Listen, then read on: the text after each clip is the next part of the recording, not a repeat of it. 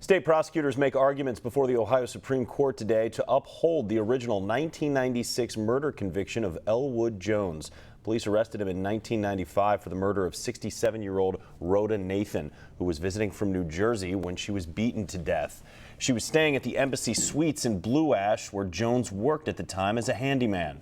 Jones spent nearly 3 decades on death row before a Hamilton County judge granted him a new trial in December of 2022, ruling that prosecutors withheld evidence in his trial.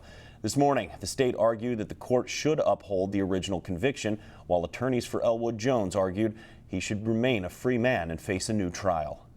Attempting to do here is just have another court look at the Elwood Jones case, a case that's been affirmed for 30 years on overwhelming evidence, and review it and say, is what was presented to the trial court, is it believable? Is it credible? Is it even a ground for a new trial?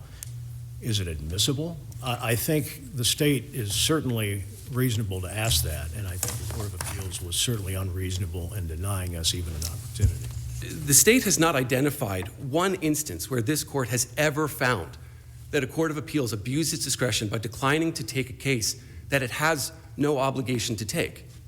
In this court's long history, it has never found that a Court of Appeals abused its discretion by denying a motion for leave.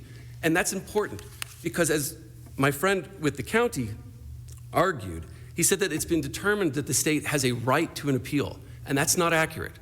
The state has a right to ask for leave to appeal, and whether or not they get that appeal depends on whether or not they can convince the Court of Appeals to take the appeal. The Ohio Supreme Court is expected to make a decision on the appeal sometime in May or June.